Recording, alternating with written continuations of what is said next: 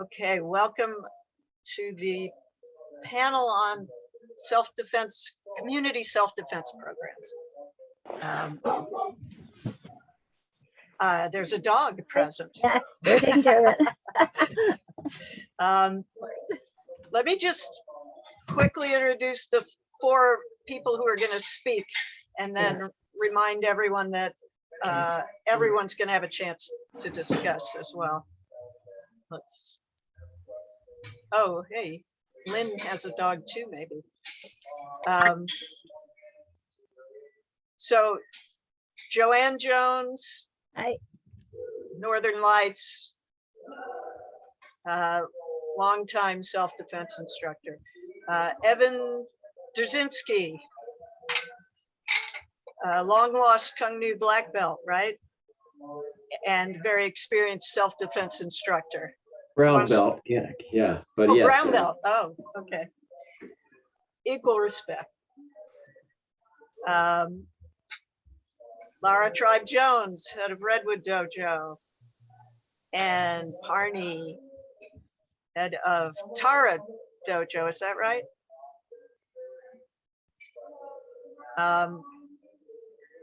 Joanne is going to start. She's going to talk about curriculum. Take it away. All right. Hi, everybody. Great to see faces. So before I do get started, I just wanted to let you know, I know that there should be a file shared with everyone that I uploaded a Google Doc, and that has a bunch of our manuals we've done over the years. Like we have an instructor manual and a student manual, and I'm in the process of adding a lot more stuff as we go. And we have handouts that were from Sensei Bud, and I've collected some information from Roseanne and from Tanner. And I'm not going to talk a whole lot about their stuff because they're going to have a chance to jump in, but there's files in there anyway that I encourage you to go and look at your convenience. So anyway, just to take it away. So yes, we've been teaching women's self-defense classes and community self-defense classes at Northern Lights since 1980s. And the program was started with Bud Place, and I joined the instructor team in 2005. And in 2007, he asked me to take over as like the lead female instructor for the women's self-defense classes. And in about 2012 or 14, he asked me just to take over the whole program as he started to pull back a little bit. So in that time, I've been trying to use what we developed this manual. We put a lot of time into just developing what was working, what was not working.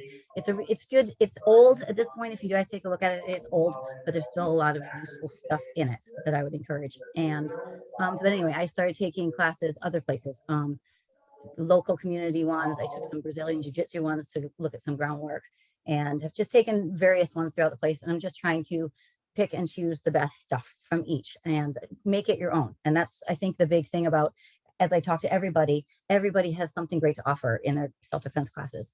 And back when our program started in, like I said, the 80s, and when I started teaching it in 2005, we did an 8-week program, and it was 2 to 3 hours per week. So you could really cover a lot of material. And I loved that in a sense that you could really see the participants becoming more empowered in that time. There's so much practice, really getting good. And with that much time, we could really not just do like the basics that I'm going to talk about. Of course, you get to in a 3-hour class, but you could do so much other stuff like weapons and takedowns and really good repetition of combinations.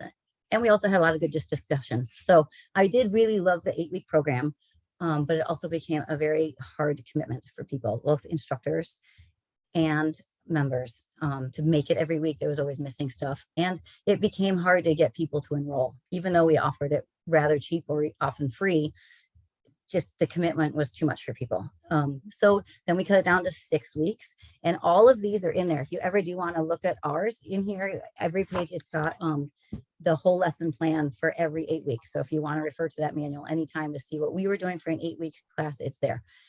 So over time, we decided this is not working in terms of for us. I know Tanner has made a great successful program where he teaches a 1-day or like 2-hour class and evolves it into an 8-week class. And I like the way he's done it. I don't know if he's gonna have a chance to talk about it. I don't know if he's here, but that's something I might come back to and revisit eventually. But right now we're staying with our 2 to 3 hour classes.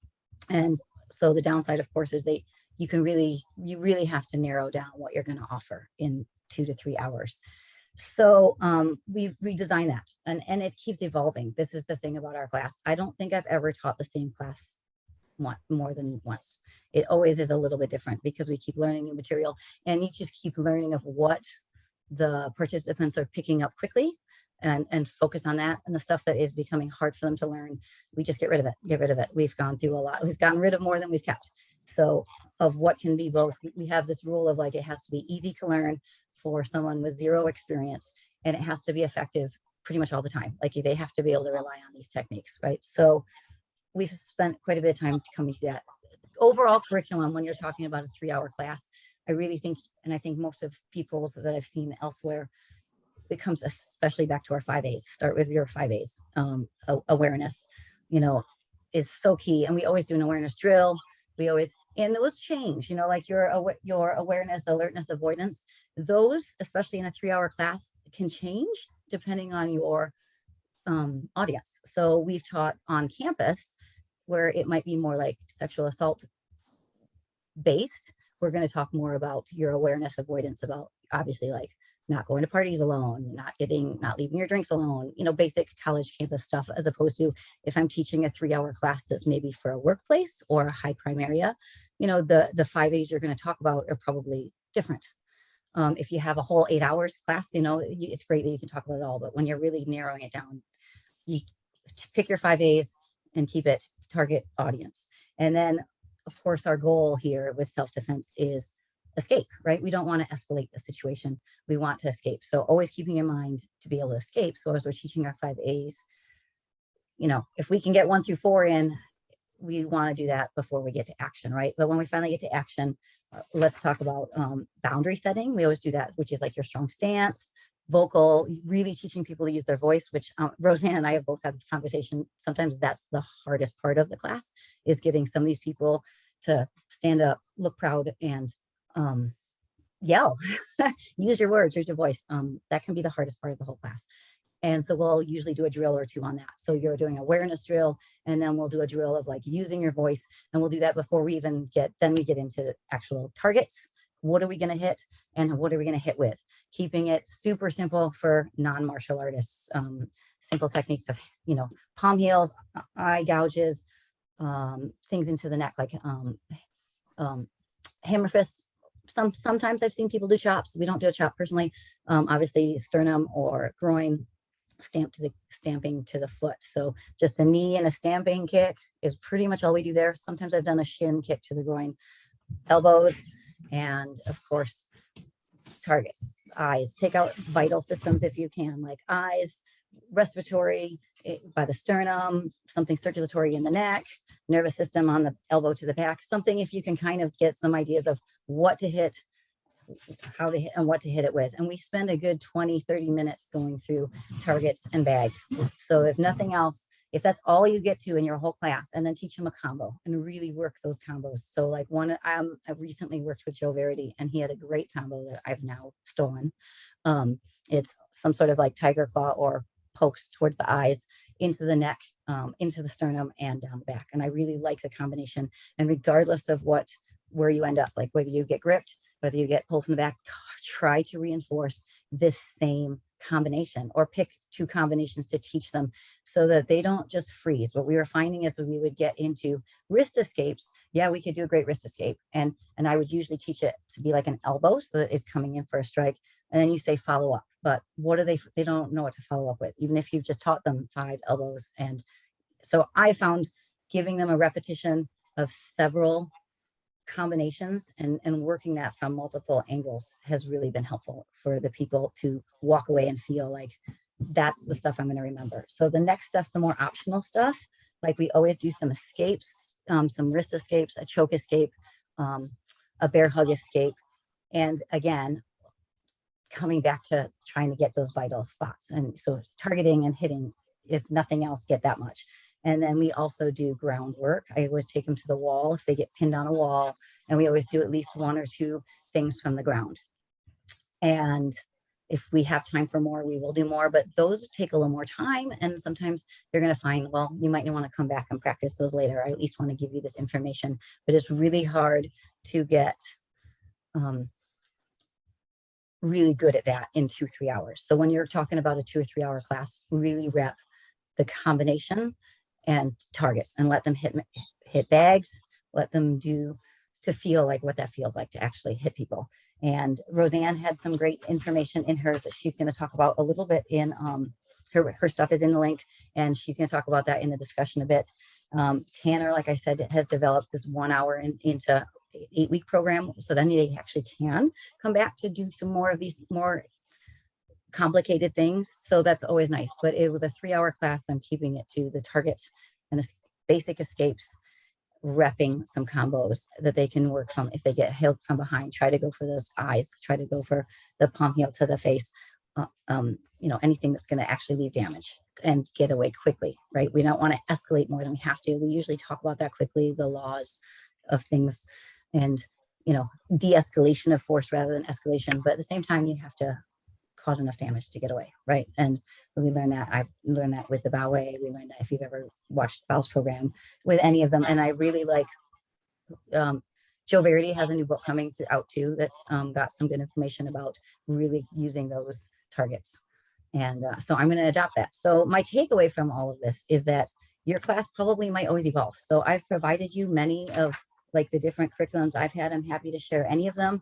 I've got all of the risk escapes we do and things are all in those documents if you want. So I'm happy to share. And just keep your class evolving and keep it fun. Like find something they enjoy doing. Most like when we get teenagers, they love to come hit the bags. They really do. Once they know they can. And just reinforce that combo, and so that they aren't going to freeze, which is of course a big problem if you're actually suddenly scared. So I would love to have, I want to sit in on this discussion and love to have everybody put in their info. And Dee Dee and I talked about trying to get some of these resources out to everybody. And I would love to see if there's an interest to bring this to training camp next year live after we've all kind of worked on this in a year. I would love to see what you guys are doing for your classes. I would love to, share what I've done in the next year, what's working, what's not. And I think that we could come up with a really great, like not standardized because we should do our own, but some great ideas that allow everybody to kind of take their class in their way. So that was kind of my 2 cents on curriculum, and all the information is in those files. So any questions, email me or get a hold of me. Yeah, and we'll have more questions a little later. And I shared the link to her folder. We're going to get resources up on the Kung Nu website as well. Well, we can get as much up there as people are willing to share. So thanks for that start on curriculum. And now we're going to go to Evan, who's going to talk about reality-based and equipment and whatever else is important. Yes, and there will be a little bit of overlap with what Joanne was saying. So the main things I wanted to talk about first is some of the elements that should be included and prioritized in reality-based self-defense, and I'm going to say the word combatives, scenario trainings, some best practices with that, some considerations for gear. So the first question is, well, what are you actually training for in this sort of environment? So you're training for a non-consensual, credible attack, meaning something that really happens in the real world. So what does that look like? It's most likely going to be an ambush, which meaning there was some lack of awareness of what exactly was going to happen or when. It's an assault. It means there could be weapons presented as intimidation, weapons presented as active use. There could be multiple attackers, and it's dealing with that. There's also some sort of a verbal component. So it's very important in the training to include the emotional response and even the sort of language patterns that an aggressive attacker would employ, not just at the point of actual attack, but the encroachment and all the elements that go to that. So the escalation, it could be dealing with a ruse, somebody asking you a question like, hey man, can I get $1 from you? And you managing that encounter, not knowing if it's going somewhere. The physical attacks, so we're talking about sucker punches, repeated dominant hand punches, sort of a blast, aggressive grabs, chokes, and then a cluster of all of that as it gets uglier and the fight devolves. The physical, what are the skills that should be prioritized? So Joanne talked a lot about these, and I'm happy to hear that we have a lot of the same things, but it's simple, easy to throw, gross motors, repeated palm strikes, repeated cycling hammer fists, elbows, knees, blunt force trauma, things that can be done easily and quickly under stress. Stand-up grappling, so meaning anything that facilitates you staying on your feet. And of course, your program length will largely affect how much of this you can put out and how many times you're going to see someone. A verbal skill set is also very important. So that's the verbal de-escalation, but it's also verbal escalation. So it's everything from if somebody's approaching, how do you teach a student to manage their space? How do they actually move? Are they standing still? Are they backing up? Or are they more preferably having their hands up in a fence position, arcing as the person's moving in, employing some sort of feeler, like saying back up if they're getting super close, but having it in context and having them practice that. And Joanne, I know you've seen how many times people won't yell. And so you see a lot of these sort of choke points when you make people uncomfortable in this sort of training environment. But it's important to get there. The other thing is having the option of preemptive striking. So meaning if I feel unsafe and I feel in danger and I did everything I could, I need to make sure that my student knows it's okay for me to go first, as long as I'm aware of, like, you know, if I'm being intelligent about that, I'm safer in certain situations for me to hit first and then escape than to always wait for the attack to come to me.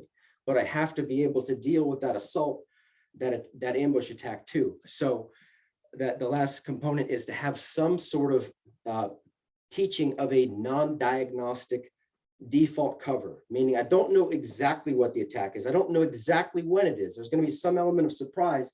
So my sub goals are, I need to get safety, however that is, but I need to stay conscious and I need to stay on my feet. So having some element of, from a fence position or otherwise, working a cover that facilitates those, like a crashing in and then getting to your skills. So with all that in mind, if you're going to be setting up some sort of scenario for a class or program, let's just kind of look at that. And I've got some really nice visuals that I don't do PowerPoint, but I do stick figures. So in this element, let's say you've got your bad guy and this is your role player and they're going to encroach into the good guy's space. An intelligent program is going to deal with all of the elements of this and to break them down. So for example, let's say for your example, you're going to use a sucker punch just because that's the attack you're going to isolate. And there's going to be some sort of verbal component. So if I'm going to break this down in a way that I'm going to teach it, I want to make sure I'm isolating all those components rather than saying, all right, guys, it's time to gear up and throwing a bunch of gear on and having people not have parameters of what we're doing and how to do it safely. So my next figure, it would be going through all these components in isolation, meaning I'm going to work this approach. And I can do that, like what you are going to find is one of your most limited resources with teaching self-defense effectively is having good role players. And that's having good actors. That's people that can look and embody that sort of emotional aggression in a way that's realistic. Because if the student can't take it seriously, then they're not getting the same out of it as when you have a good example that can say, okay, that just scared the hell out of me. You know, where someone actually has that fear response and then they're like, oh, you know what, I can replicate that. And then they give them that good energy. So isolating the approach and the options for that. So meaning the options are, how do you build out your verbal skill set? I'm happy to send some resources on that that I've found to be very useful. How to build out how you're going to move with that, like what kind of movement pattern. The best that I've seen from a professional named Craig Douglas is arcing. It's like you're arcing moving in an arcing pattern because it provides you more, your feet are moving and you're seeing more and you're not moving straight back, so you know where you're moving to. Then you would be isolating the other responses that you could potentially have. Now, maybe some scenarios, to really put it into depth, you don't always want it to be a fight scenario. You want to have your students have to think, because if they think, oh, everything's a fight, then all I'm saying is, okay, when do I get to hit? When do I get to hit? And you want them to be thinking. So some scenarios will be escape, and then some scenarios will be a no fight. You also need to work the elements of the actual attack. So breaking that down so that the student is comfortable with dealing with the attack with different levels of awareness. For example, that could be just with a partner and having it set up in a realistic manner. So we're talking about the sucker punch. That could be the person, your training partner is right in front of you, and very slow motion, they're going to deal with this punch, not in the way that you would do a good job as a martial artist, but let's say that you were just distracted and maybe that's at the last second, you're just dealing with it. Maybe as you're going slow, it's okay to get hit when you go slow. And maybe if this person throws the punch at me super slow and it clips me and I feel the energy of their whole body following through, and then I can move in and see where I could follow up and hit. So you're kind of, the breaking down of things is giving people the slow motion sort of patterning to learn something before they go to the high speed protective gear. So once you have isolated all of those components, you can put it together with speed, with a protective gear in sort of a scenario environment. The doing this with gear, doing this with a high speed, high emotional content, the biggest thing you're giving is you're giving the student the experience. Now, that's more important than necessarily than being able to hit super hard, because there's literally no gear that I've found that looks like a human that also allows you to hit really hard and gives you mobility. So it's always a trade-off of having it be realistic, sort of, and have some element of, you know, you can't take 100 shots in the head as an instructor or your student. You got to balance that. It's always some sort of compromise. But working this with some sort of emotional content gives them the ability to work under stress, have that pressure, that realistic pressure of the person trying to take them to the ground or doing some sort of replicated shots or even throwing punches at them and dealing with it under that sort of stress and adrenaline, where they get to more experience the diminishment that occurs under stress and that sort of environment where you have the fine motor skills tend to go, the heart rate's going up, they're not seeing as much, they've got a sort of a tunnel vision. And they get to realize, oh man, like I did not perform as well as I did when I was hitting that heavy bag. And you can sort of build up the capacity as someone has that experience. But it's not about taking the test a bunch of times. It's about, okay, what did I see? Or were they not hitting? Were they not getting to a position where they were able to get into the fight? And then you can kind of go back through and fine tune the things that need the most work, which in my opinion, it's the switch from the defense to offense is where people tend to have the most challenge. It's that sort of mental, you know, they're covering up, they're whatever, and they're not getting into their actual skill set.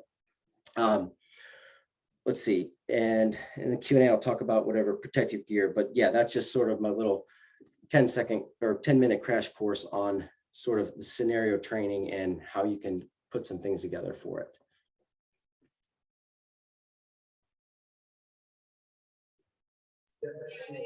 Were you going to cover some of the protective gear or give links and info about that? Do you want to do that I have. now? I can do that real quick right now. I can give links, but there's two major ones. There's the Spartan training gear and the high gear suit are the high mobility suits. Spartan training gear is about $1,600. Last I tried that one on, it was a lot better than the high gear suit because it had some updates. Generally speaking, to have two suits is better. Most of these are considered to be force on force, meaning having both people in the suits is best, but that becomes very hard to switch people in and out. There's also the fist suit and the red man suit, which are sort of that you can hit them harder, but you can't move as well. So take that with what it is. You can't replicate stuff as well, but people can hit a little harder. Nothing really allows you to go full blast to the head. But if you get two Spartan suits, so if you wanted minimal gear, two Spartan suits gives you the best opportunity to get that response. Even if it's a one person attacking, you can have two people encroach and get a larger fear response from the student. So there are ways to play with that, but my best suggestion is probably either the Spartan or the fist suit. Like fist lets you hit harder, Spartan or high gear, which I think those just give you a lot more ability. You can even do grappling and ground drills and still look and feel like a human with those.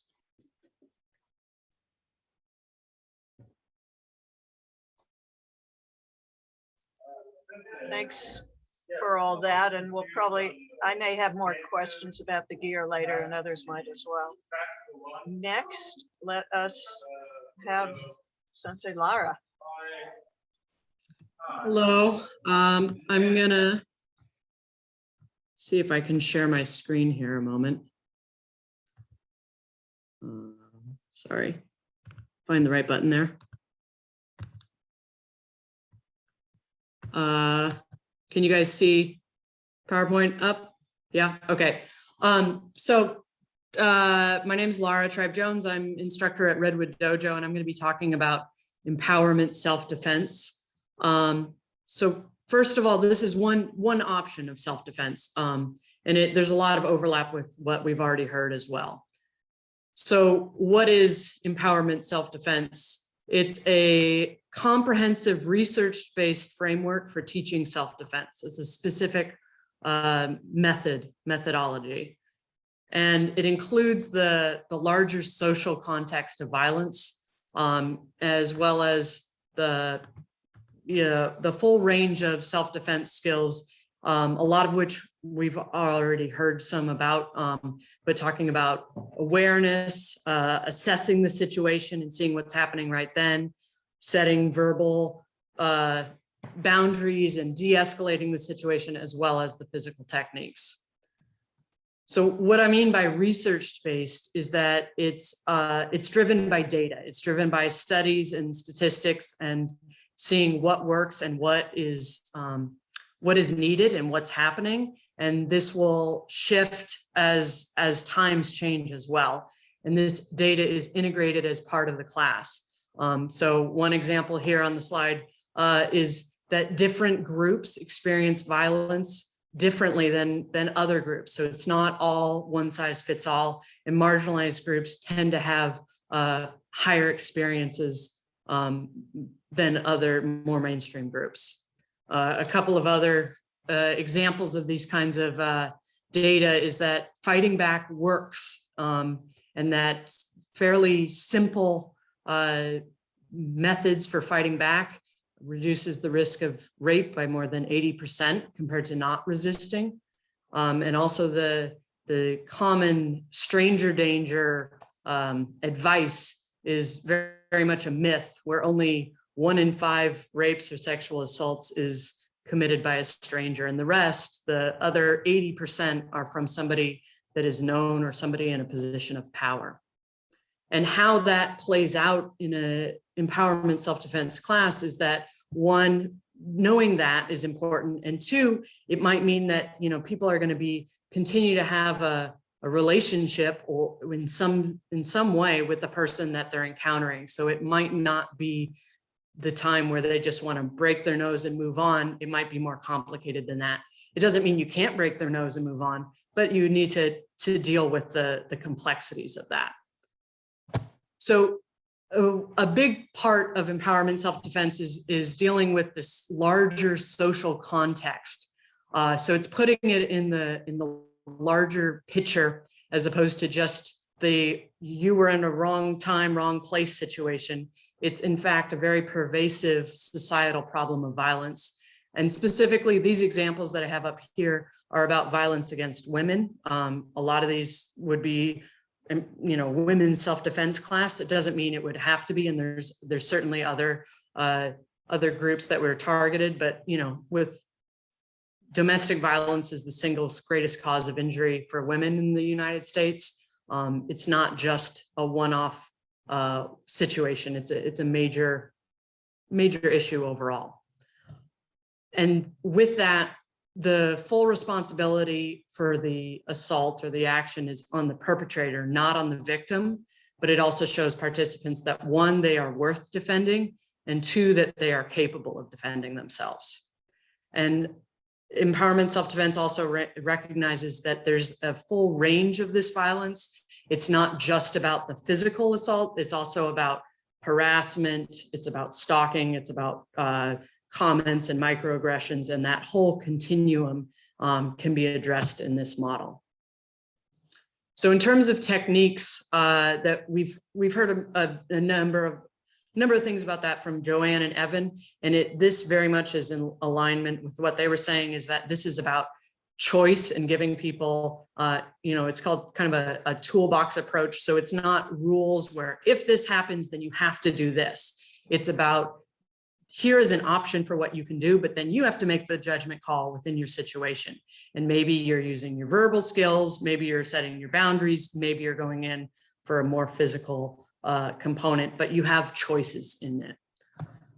In terms of what kinds of scenarios are practiced, empowerment self-defense is building on that research basis, where it's going to be the more common scenarios. So if you have a shorter course and you're not able to cover the wide range of what's happening, the focus is probably not going to be on, like, a mugger in a dark alley with a knife. It's going to be more on the more likely, more common situations.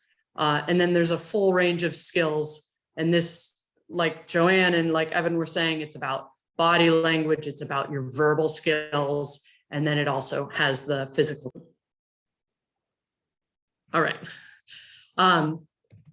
So in terms of this, the types of skills, this I heard iterated as well from Joanne, that they're easy to learn, easy to remember, and they're effective even if they're done, incorrectly or not. It's not about perfect form, not about perfect aim. It's not like when we're teaching martial arts where we spend years developing perfect form or better form and really good aim. It's about giving somebody skills that they can feel confident with, even if they don't take self-defense on a regular basis. No matter what size they are, it needs to be effective. So how are empowerment classes structured and taught? One of the big underlying parts is that they're trauma informed. And I'm not going to go into this in a lot of detail because Parni is going to be talking about this in the next segment. But the idea on that is that there's going to be people in the room, most likely, who have had some sort of bad traumatic experience, and that you need to be aware of that when you're teaching the class. So while you want to give you want to take it seriously and you want to give that sense of realness, like Evan was touching on, you also want to have a plan in place so that it's not overpowering for anybody who's there. And you have extra people and instructors, so if somebody needs to step out, you can still run things while checking in with them. The larger social context of violence is explicitly part of the class. It's explicitly taught to the students. It's not just background knowledge for the instructor. And then while empowerment self-defense is research-based, it's grounded in all this data, it isn't a theoretical class. It still involves hitting targets full force or hitting padded attackers and yelling out loud, because that's how students can really feel and know the power that they have and how capable they really are. And this framework can be tailored if you have a really short class, maybe 1 or 2 hours, or if you have the longer courses. So this same kind of framework can fit different lengths of time, different curriculum. As Joanne was saying, you make it your own, but still using this larger framework. So with all of that, I now have an example, and I'm going to see if I can launch a poll, or Sensei Didi, maybe you can, because I can't see it right now. So here's my question to you. I have a poster up on your screen. Is this empowerment self-defense? And take a look at it, look at some of the details of it. And let me see if I can, I found the launch poll. Let me try relaunching the poll now. Has the poll popped up? See if I can see anybody. All right, looks like some people are starting to vote, so I think so. I'll give you guys about 30 seconds or so to take a look at it. Hopefully you can see both the poster and the poll at the same time. What's your thought on this is this empowerment self-defense, or is it something else? I don't think the host can answer. Okay. Can co-hosts answer? Can I make it to go order? Yes. John? Okay, it looks like everybody answered, so I'm gonna see if I can end the poll and share the results. Did the results pop up for you? I'm sorry, I have one screen. I'm trying to do more than one thing on here. So it's a little bit of a mixed bag, equal parts yes, no, and maybe in the middle there. So this is not straightforward. That is clear with this. Okay, so I'm going to stop sharing and I'm going to talk about this example a little bit more. And drop this down so I can see my screen again. So my answer on this is no. Okay, and here's why. Here's some of the reasons why. So this is very much a prescriptive rules method of self-defense. So it's saying, be aware. Awareness is good, but be aware of your surroundings at all times. Never make eye contact with anyone. You know, do whatever you have to do to avoid a physical confrontation, which, you know, doesn't give you the kinds of options that you want to have with empowerment self-defense. The skills that are described are not necessarily problematic in and of themselves, but the way it's saying, this is the way you have to do it, and you don't have any other choices. It's rather unrealistic too, like never making eye contact with anyone. That's not something that people are going to be able to do. And it's kind of saying that if you know, it's implying if you're not doing this, then it's your fault that you were attacked. That's not explicit in that, but it's kind of the underlying language within this.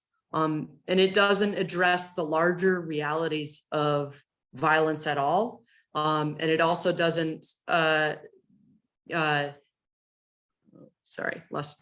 it doesn't look at the larger components. It only looks at kind of the stranger danger component, which is part of it, but is not maybe the most prevalent reality. So just to last a little bit, the reality is that empowerment self-defense doesn't fit well with a poster or 1, 2, 3 steps to follow, because it's really grounded in the experiences of the people in the room. And it's complex and it's messy because it's getting into things where you're dealing with somebody who you know, and it doesn't fit into one little block box as easily, but really it's about people owning their and feeling their own power. And I have some additional links, which I will share out. I'm going to share this at the end, so you don't have to worry about these. And that's a snapshot of empowerment self-defense. Thank you. See if I can stop sharing. So about that poster, it's really essentially about how you present what you're offering. Maybe not essentially, but that's an important aspect of it. If you are doing a fantastic class, but you're getting people there by putting out posters that fearmonger about ambush attacks from strangers, for example, that would be something counter to empowerment self-defense. Yeah, it's not just what you're doing, it's how you're doing. So that the techniques themselves can be the same, but it's how do you present it and how do you put it in the larger context. Your marketing choices are setting the tone for what you're offering. And so if you have a good grasp of what you're offering in the empowerment model, you won't market it in that way. That's kind of how I'm understanding. Yeah. Okay, cool. Thank you for that. And let's move on to Parni talking about trauma-informed teaching.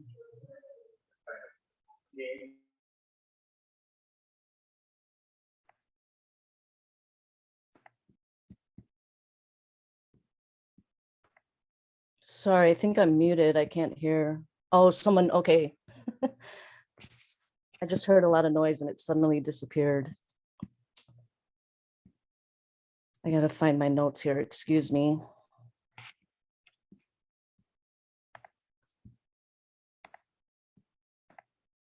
Okay, so I'm an acute care nurse in a small hospital, or I was an acute care nurse in a small hospital in the Upper Peninsula of Michigan for a year. And then I was at Appleton, Wisconsin's Opiate Abuse Treatment Center for 6 years, and I'm currently a massage therapist and a breathing awareness teacher. And I started studying breathing awareness to help soothe my anxiety and panic attacks. So I'm covering trauma, and trauma is when your body learns things in a state of danger, according to Chandra Ghosh, Associate Director of the Child Trauma Research Group at the University of California, San Francisco. An emotional wound that results from experiencing or witnessing traumatic events, traumatic event or events. It's characterized by a lack of control, powerlessness, threat of injury or death. Traumatic stress occurs when our ability to respond to threat is overwhelmed. And that's Peter Levine's definition of in Waking the Tiger, Healing Trauma. And there's something called trauma response. Despite being out of danger, for the 4 F's of trauma responses are fight, flight, freeze, or fawn, and sometimes called tend and befriend. And really, depending on who you're asking in the research community, tend and befriend is the common term. On TikTok, fawn is the common term. And so fight is our aggressive behaviors, aggressive reactions, lashing out verbally or physically. Flight is could be substance abuse, alcohol or other substances, and withdrawing or running, as we often teach in martial arts or self-defense classes. Tend is when we're caring or tending to our offspring. Befriend, where we engage our social network for help to respond to stress, emergency situations. Studies show that our social networks protect us from the mental and physical changes of stress. So basically that means if we've got a social network of people that we can reach out to, it can counter the negative damage of stress, such as a life-threatening situation. Fawn refers to a trauma response in which a person reverts to people-pleasing to diffuse conflict and reestablish a sense of safety. That's something that that's a term that Peter Walker coined in his book, Complex PTSD, From Surviving to Thriving. So PTSD is post-traumatic stress disorder. It's a mental health condition that's triggered by a terrifying event, either expressing it or witnessing it. Symptoms may include flashbacks, nightmares, and severe anxiety, as well as uncontrollable thoughts about the event. Most people who go through traumatic events may have temporary difficulty coping with adjusting or coping, but with time and self-care, they can usually get better. Sometimes symptoms can get worse. Sometimes they can last for months or even years, interfere with your day-to-day functioning. There's also a term called compassion fatigue or secondary trauma. And physicians, psychotherapists, human service workers, emergency workers can develop this type of stress from witnessing or continuing to be around people that suffer from trauma.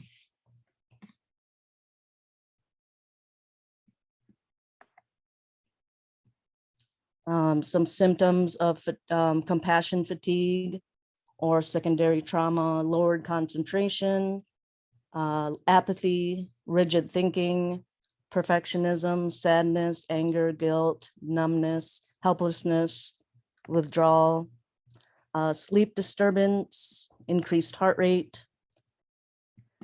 So one of the benefits that many of us study martial arts is to help us be more responsive to emergency situations instead of reacting. ACEs, ACES, or adverse childhood experiences. There are 3 categories: abuse, physical, emotional, and sexual. The second category, neglect, physical and emotional. And then the last category are household challenges. Growing up in a household with incarceration, mental illness, substance misuse or dependence, absence due to separation or divorce or intimate partner violence. The life expectancy of individuals with 6 or more adverse childhood experiences is 19 years or shorter than that of individuals with no adverse childhood experiences. Some topics to consider with our classes. How safe do you feel in your life in this class? How safe do your students feel in life in this class and in your martial arts classes? So finding a way to create a safe, vulnerable community space. We want to stretch our students and at the same time find a way for them to feel cared for. We have no idea what each other are going through. Another consideration that a few people have mentioned, asking permission to touch, asking permission to move a student, which shows them to respect boundaries. Learning intentional language, as Sensei Chris and Sensei Johnson talked about in the previous class. Using preferred pronouns. Depression and suicide are lower when people hear their preferred pronouns and names.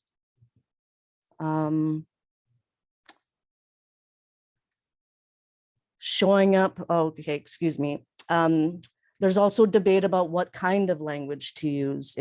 There's debate about whether to say brave space or safe space. Not everyone feels safe. Some people don't ever feel safe. So, and as Joanne mentioned, keep evolving. Trauma the trauma field is new. There's a lot of new material, a lot of research coming out. There are universities that offer trauma therapy degrees. We're teaching people to de-escalate, caring for where each person is. We need to also learn how to avoid re-traumatizing people, as Laura talked about, empowering, giving choices, pointing out the choices. Sometimes when we are experiencing trauma, we think we don't have any choices. Learning about trauma, as Laura mentioned, not everyone feels safe when the police are called. So learning to know, oh, should I call the police for this person? They may not necessarily want the police called, and that could be re-traumatizing. Learning to address complexities. As Laura had mentioned, a martial artist I met told me they wanted to learn about women's self-defense. But they kept telling me, if you're around bad people, bad things happen. And so that places blame on the victim. So there's just much more complexities and nuances to each situation, and learning what those complexities are. And sometimes it can be confusing learning what those nuances are. Listening allows our students, teachers, assistants, ourselves to process. Confidentiality is another thing to consider, of course. What is shared here stays here. Asking permission or stopping yourself from bringing up something that one of the students brought up in class from a traumatic experience, or when they were possibly assaulted. I had a young man in his 20s come to my class for months, and he just seemed like a person that was struggling in general. And I focused on helping him feel welcome and important. And I literally would think about the young men that were, that would fall vulnerable to what's happening recently in the current events in our country. What are we teaching our young people, our young men? At Northern Lights, Sensei Bud had us vote which men could assist in our women's self-defense classes. No flirting with students, because that could be re-traumatizing. Women did most of the talking, men were assisting. I taught an online class for POC, LGBTQIA, a body positive gym in San Francisco. And I chose not to have a Black or African-American man as my uke, as I didn't want to perpetuate a stereotype, nor did I want my students seeing me hurting him. It was an all POC class. 6 years after I was assaulted, I grieved a trauma. It never came up after I was assaulted. I never grieved it until 6 years later, after I had to research targets for a martial arts class. And I processed it with two of my senseis, and they believed me, they listened to me, they let me process it, and they validated my experience. So believing our community members' trauma and experience is crucial. Making sure that they have support if they share vulnerable information. I really love that one of my senseis tried to encourage camaraderie amongst us, and we would have gatherings after class sometimes. There's a study in 2018 that was conducted by Cigna that only half of Americans say they have meaningful in-person social interactions on a daily basis, only half. That was in 2018. So I haven't looked into the studies from the pandemic, but it sounds like a lot of young people are suffering higher rates of depression from the pandemic. Finding referrals to trusted professionals. Movement is very important. There's a book called The Body Keeps the Score by Bessel van der Kolk. Learning appropriate touch, asking permission to touch, appropriate hugging, stopping inappropriate jokes,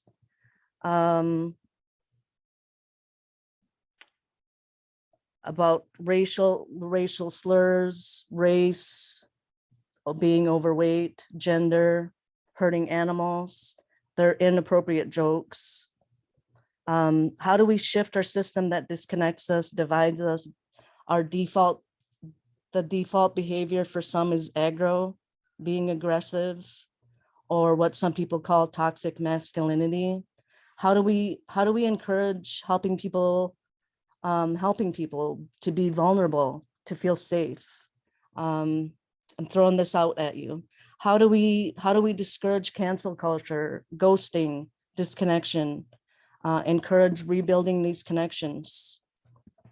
How do we encourage that compassion, caring, and vulnerability are not just feminine traits, and as if that is a fault, as if that's a weakness? Compassion and caring, it's the root of Kangnu.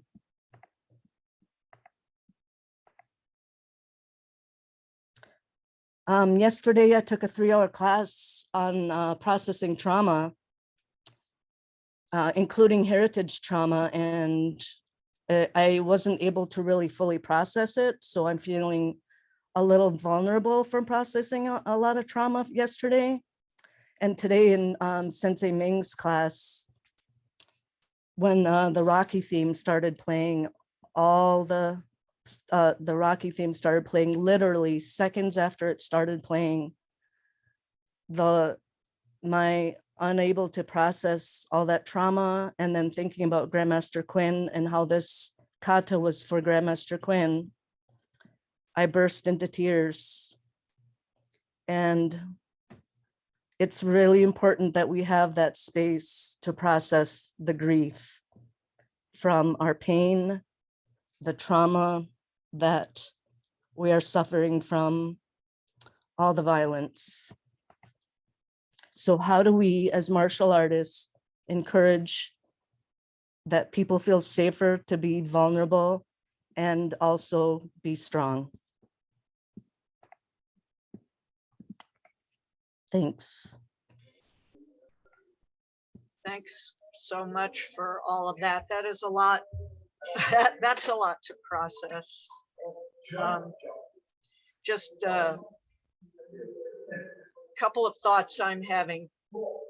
One is that we all who teach martial arts undoubtedly have a lot of people in our classes who have suffered trauma, and we have no idea in many cases. And I'm old enough to have come up through the martial arts in an era when that wasn't something we gave one single thought to. You know, if a student didn't want to be touched, you know, too bad. We didn't talk about helping people through trauma. It was like, suck it up. And now we're aware of it, but for many of us, it almost feels overwhelming to think how many people in front of us have suffered terrible things. And we want tools to work with them safely and compassionately and to make things better, just as Harney was just talking about. So do some of the panelists and then others want to say, I know Laura said a couple of specific things that an instructor should have in mind that are trauma informed, let's say. Practical things. When I go about teaching a class in practical terms, what should I do? One of them was ask permission to touch. Just some of you want to add more specifics? Joanne, looks like. You got the main one right there. So when we teach our classes, the first thing we do is remind people that this is sensitive information to some people, because the reality is most of our classes, there's usually at least one that has come through some sort of trauma, and you can see it in their body when they're doing the technique. We've had women break down crying when we're doing classes, right? So at the beginning of class, we always make sure that there's a safe space in the dojo in a separate room that they are welcome to go and sit down at any time. And we have historically always taught women, men teams if we could. We're getting away from that a little bit, less gender role, but at the same time, we still really try to have the women teach, and then usually one of those women will go talk to this person if they need it. So giving them space and permission to remove themselves ahead of time. And then whenever we get into anything with partner drills, always ask consent. We're going to touch you now. I'm going to grab your wrist now. I'm going to, whatever it is. Yes. And I always also reiterate, you choose how much of this class you're doing. If you want to sit out and watch this, we've had women who want to do all of the targeting and all of the striking. And as soon as we go to the groundwork, they're like, no, I'm not getting on the ground. No, you're not. So they watch or they go sit out. So just being aware of that. And we give that permission at the beginning of class, always. So that's just my 2 cents in there, is that we probably every class have someone who is experiencing trauma in class. I'm just trying to be sensitive about it, but still get through your class, right? So that was all I was going to add there.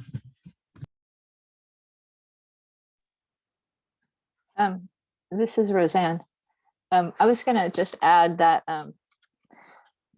I think as I think almost everybody has presented, it's really important to know who your audience is. And I think teaching a self-defense class where you have the hanging of the folders and potentially protecting your family, and also women who might be in the class for their own reasons and others. That's a different class than if you have a women's self-defense class, where you may have multiple people in the class who are coming because they've been assaulted. Or I've actually taught a class that was a queer Latina class for people who are from other countries who sought asylum, and they all experienced severe trauma. And so the first part of the class really is sitting down and sort of letting everybody know why we're all here, and letting people know that they can set their own boundaries for what they want to do.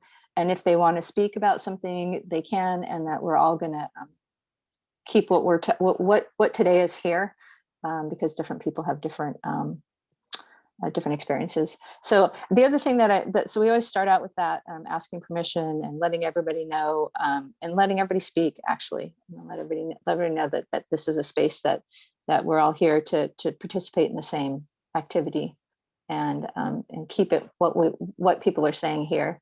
And then the other thing I usually try and do is let people know that that everybody freezes.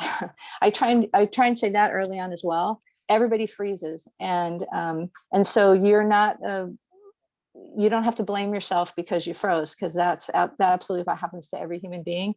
And we're going to try and give you skills to use when you come out of your freeze, and sort of, even police officers freeze, but they just do a lot of training to try and make that freeze time go as fast as they can. And another thing that we try and do is try and keep voice, especially with the people who've experienced trauma. It's really, really hard for a lot of those folks to use their voice for just many different reasons. And we try and, every time you hit the bag, every time you make a stroke, every time you stomp on somebody's foot, that you use your voice every time. And also let them know, that whatever you're going to do is going to be the right way to do it in the situation. If you are ever confronted with it, you're never, as long as you can keep moving, and actually, as long as you try, and as long as you struggle, as long as you keep moving, as long as you walk away, or even not, as long as you live, you're a winner no matter what. Like self-defense, like we've all said, you don't know what's going to happen. Like, we have several different scenarios as well. Sometimes we have scenarios where you don't know what's going to happen because you don't want somebody popping somebody in the face because they ask you for the time, because somebody might approach you for that. So so voice, and just a circle to start with.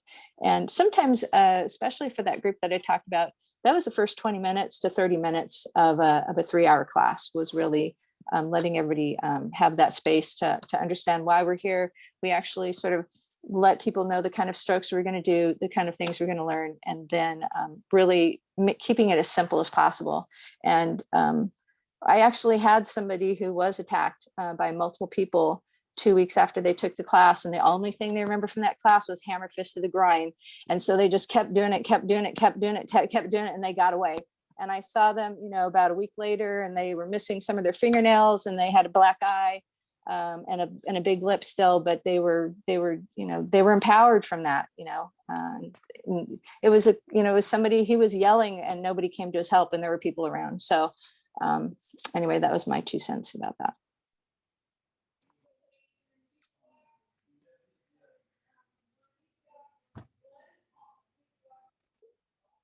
And mute.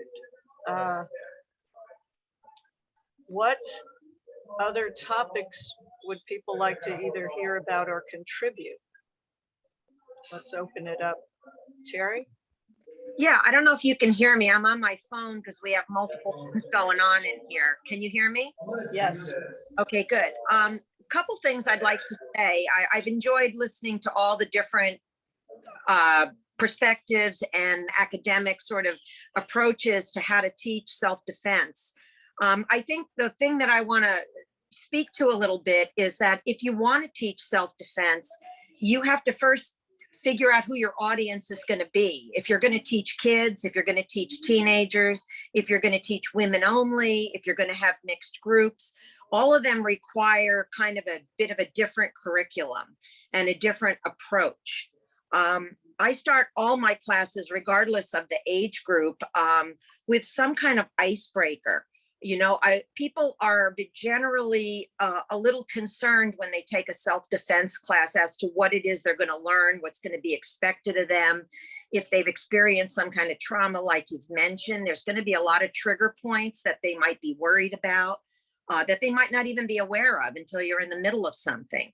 So anything you can do as an icebreaker to get a sense of community and a feeling of safety within your group goes a long way to developing the cohesion that you need and the feeling of safety so that people can explore. And within that exploration, like you said, somebody might break down in tears, somebody may need to walk out, somebody, you know, various reactions can come about as people start to experience different emotions. So being aware of your the age group that you're teaching will require a different approach, but icebreakers are really important to develop community, cohesiveness, and a feeling of safety. I think that the easiest thing to do is to teach people physical skills. We're all good at it. We do martial arts. It's easy to say, you know, hammer fist to the nose, hammer fist to the groin, knee to the groin, you know, these kinds of things. And we enjoy that. That's why we do martial arts. And it's very empowering to hit bags and you know, act out all of this potential winning of a fight. But I think that the critical piece of self-defense and the most effective parts are when we can teach people to get in touch with their emotions and to understand the difference between aggression and assertiveness and passive behaviors. And so this constant need to often please, or like Parney mentioned, fawning, where you are trying to reestablish a sense of safety by people pleasing.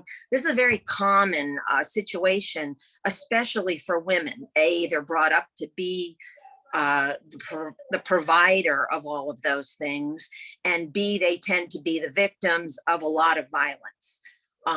So women tend to internalize a lot of their fears, anxieties, and emotions, and that's why they hurt themselves rather than hurt other people.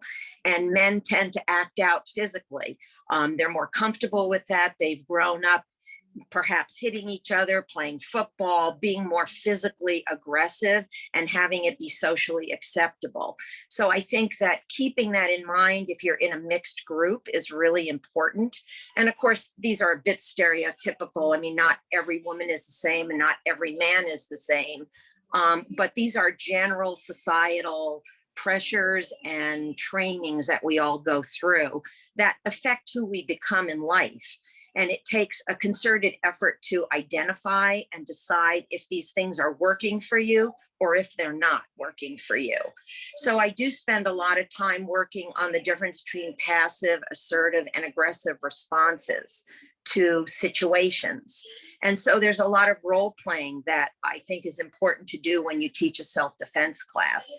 And, you know, sometimes it'll feel a little contrived because it's not in the moment. You're not dealing with this sudden unexpected person shouting in your face or threatening you in some way in a parking lot, let's say, fighting over a parking space.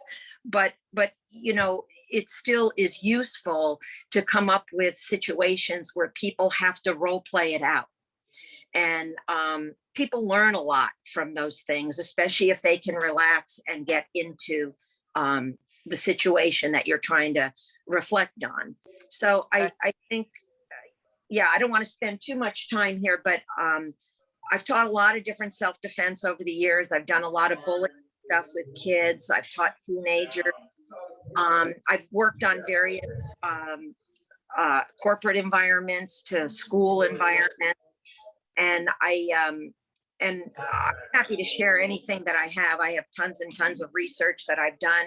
I also like to discuss, and I think someone brought this up, I'm not sure who, about breaking down the myths about how violence occurs, who it occurs to, what's happening in your local community. And just their physical zip code, although that's also important, but the community that you're in, you're LGBT, you're in a very conservative environment, you're in you know, Right, right. whatever, you know, all the different worlds that people live in. Accepted methods, you know, places people have open carry guns all the time, and places where there's a lot more restrictions on weapons and how you manage weapons. All those things play into how we come up with a curriculum based on who our target audience is. And Right, right. I'm curious, how many folks offer a men-only self-defense or classes that happen to be full of men only? I have done one or two, especially for gay men. Evan, oh, you're muted, sorry. I was gonna say, I have tried to do it and sometimes it goes really well, but the number of people that actually sign up has always been so little compared to like a women's class that it doesn't happen often. But I have in the past. When I taught my semester-long self-defense class that was based on a judo class, more than 50% were men who were straight guys. And also, I have a question for the rest of the panel, and not specifically for Evan, but for everybody there. Is I've been to different kinds of like full force self-defense classes where they really try and get it was a women's self-defense class, and most of the women there, I'll honestly say, had trauma. And my question to Evan is, they tried to, in both classes that I went to, two different programs, they tried to get the participants into like almost like an anxiety state. And we were learning all of our techniques in this frame of mind where we were we were in like high anxiety. And it was over 2 weekends, 2 days over 2 weekends. And they even told you at the time, don't make any life decisions during this time because this is traumatizing in itself. And the reason they did with that is so that you would have memory of what to do while you're in that state. And so my question is to really all the panelists. I sort of feel like, listening to Parney, like that is not a really great thing to do, or is it a good thing to do? Like I'm curious about what people's take is on that. I could jump on that one first. So learning, if I'm understanding you correctly, learning in the very stressful environment tends to be problematic because you're really not retaining it as much. I do think that if you can do it intelligently, you should be learning in a way that isn't stressful, but then having a way of scaling your stress using the elements of which could be stress, pressure, and impact in a safe way to build the capacity.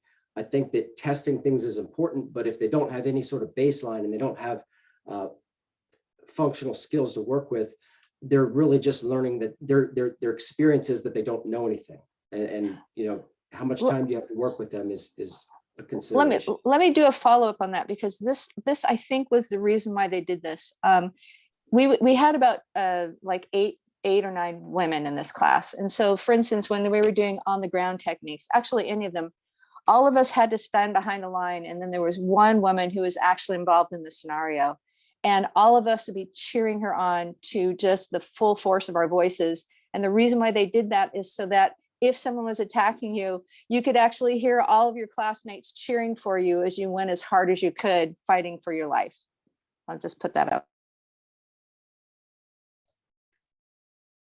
Personally, I don't like that, because the reality, I don't see that happening for real when you have the real stress and adrenaline occurring. I think in the moment it's good to have that, like have your classmates have your back and everything, but I don't think it creates that experience when it really happens. But again, without seeing it entirely, it's hard to kind of see what that would look like. I'm interested in what the other panel is saying, because I don't teach it that way because it was very traumatic. So I'm interested in what other people do as well. I feel like there's ways of building in like building in some experience of stress and realness without making it traumatic. And I feel like if you're flirting with that line, then you should dial it back unless you really know your group well, because if there's somebody who has had a traumatic experience, it could be very easy to go too far and tip it over the edge. But at the same time, you don't want it to just be theoretical. Like, you need to give them the experience of hitting hard and of really having that, and maybe having some level of stress, but it's got to be controlled, and you just have to be careful with that. I feel like this conversation kind of parallels having people spar. It's like a lot of times when you do a self-defense course, it's not going to get super deep or go on for incredibly long. And you might not have time to build up the kind of basics and control and foundation that would let you make use of sparring. And sparring would just be confusing and stressful. And if you really were going to go deep enough to get skills and foundation, and then you built into it, and then you had controlled sparring, and then it got more intense, that it would be really helpful. But you would just have to have that kind of time and foundation building in it, seems like. From a teaching standpoint, yeah, not necessarily from people who've been traumatized, but I've, in the past, I've noticed when I taught people at like a test, in recent years, I know Grandmaster Quinn was kind of, encouraging people not to teach people during tests. He said, they're only supposed to be graded during the test and not taught. But from past experience, I've found that when you gave people pointers and comments and corrections during a test, they seem to retain the information better under that stressful situation of a test than they did normally. Because I know a lot of my students, I would, they'd go to training camp or they'd go to a test, and they'd come back and tell me, oh, somebody just told me something really, you're getting that same thing. I've just, something really wonderful. And I'm just like, gee, doesn't that sound familiar? And it's something I've told them, 15 times in class, but because it was a less stressful situation in class, they didn't seem to get it. But when they were under the pressure of a test, their key was flowing, and they were just, picking up everything, and they'd come back afterward, and it's like the stuff seemed to sink in a whole lot deeper then. So from that aspect, it seemed they learned the comments and corrections better in that type of more stressful situation. It wouldn't surprise me if there have been studies about the optimal level of adrenaline for learning. I'm thinking of academic learning, but undoubtedly also physical learning.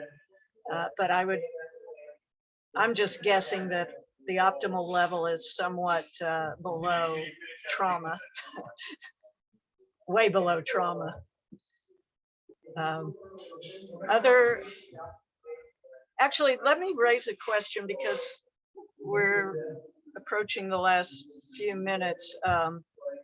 Prior to this, a question that a few people were interested in was how they might tie in offering the service to the community of self-defense courses, but tie it into their dojo, hoping to get some martial arts students out of that program.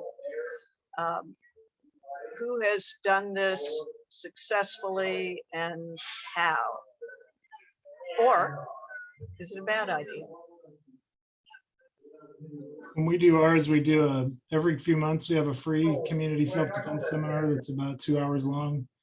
And anybody that comes to it gets a coupon to go to the 2-month, once a week course for a discount.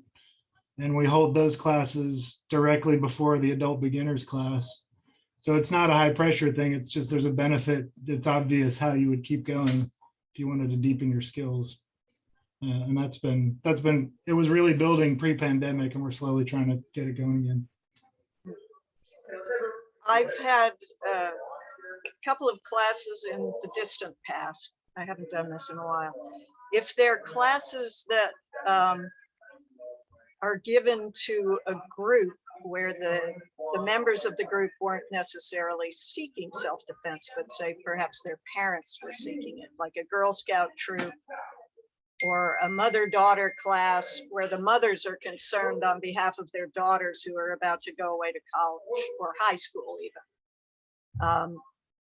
Groups like that may come in for a short course, and some of them may become captivated by the martial arts. But that's an audience, a target audience kind of issue. But I just thought I'd toss that out in case anyone finds it useful.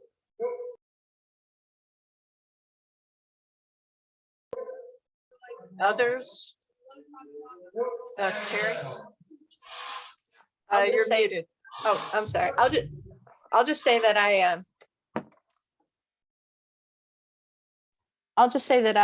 sorry, I can't do this. I'll just say that I have never gotten a student out of a class. But yeah, I don't know how, I like Sensei Tanner's ideas, and I'm going to try and translate some of that to what we're doing. Terry, you're muted if you're speaking. There we go. Okay, now you can hear me. I think that from a practical point of view, offering large classes long, like 8 hours or 8 weeks or anything like that, like Joanne started in the beginning talking about, are really difficult to get people to enroll because of the commitment level. I found out that 2 hours was probably the real max for people's attention span to really absorb what they're learning and still give them just enough that they want to come back for more. And so my methodology has always been, okay, this is like level 1. Then you can get a discount, like Tanner Sensei is saying, come to level 2. And then I always encourage them. I always say, anything you do is better than nothing.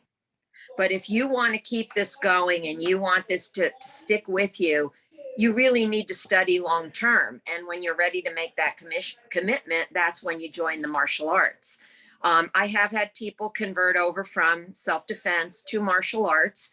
I think most of the time, like Dee Dee said, you get targeted groups of people like Girl Scouts or girls going away to college, and you do a mother-daughter class, and it's short term, but I have gotten people that have converted over. And from a practical point of view, before we run out of time, I think it's really important to have an evaluation at the end of your self-defense class. You want to know what worked and what didn't work. And it's how you learn, and it's how you improve your offering to other people. And it also empowers your student to be able to be assertive and tell you what worked for them or what didn't work for them. And that's also another level of empowerment for the student. I also do a pre-test when they first come in. While we're waiting for everybody to get settled, I give everybody a piece of paper with bunches of questions, and I say, fill this out. I mean, there's no right or wrong answer. Just think about these things. Like, what do you think about your size? What do you think about this? What do you think about that? And it gets people into a mindset to start to learn. And I often find that when we then revisit at the end of 2 hours, that same piece of paper, people have a very different response than what they did when they first came in, because their awareness has changed. And so I think all of these things that are helping people be self-reflective and deepen their understanding of what they fear, what they are anxious about, what empowers them, what makes them feel good, is all part of developing them from, in the way that we want to develop them so they feel freer to live their life or come back for more training. So that's kind of, we could talk about marketing. It's a different kind of class, but that's all I really wanted to say to help people that are trying to get a self-defense program off the ground. Thank you. This has been great info, and of course, we'll have the recording available. We really should get a resource area up on the website, and there's a ton of great stuff just with what you presented today, and I'm sure more to be added. So we're together right now making a commitment to put an area up on the kungnu.com website. Laura's going, oh, another one? No, but she's so great at it. I text her, can we have a page that does? And then 2 minutes later it says, well, it's up there now. Why don't you go look? So we'll do one of those shortly. You can also post things in the forum. There's an That's instructor right. forum area. So You know, post your own links. Actually, that may be the area where we do go and share all this stuff. It's not that we need a new page, it's that we need a forum topic. So that's just a matter of placement of the resources. So watch for that, and we'll get word out about that. Do anyone have any last words? I really want to thank Evan, who jumped in to cover for Chris Court when he couldn't come, and great info. And if you have stuff you want to send us to post, that would be great. If you want to reestablish some connection to Kungnu, we love you, want you to be connected. Thank you to Harney, to Joanne, to Lara, great info, and Roseanne, great info, Terry, great info, Tanner. The quiet people, go to the forum and share the info you didn't share with us today. All right. All right, Thanks. Thanks, everybody. One more session after a half-hour break, and then everyone come back to channel 1 after the last class, because the demo and closing will be on channel 1, which is this channel. All right. Thank you so much. Thank you. Thank Thanks, you. everybody. Bye-bye. Bye-bye. Thank you, everyone. Thank you, everybody.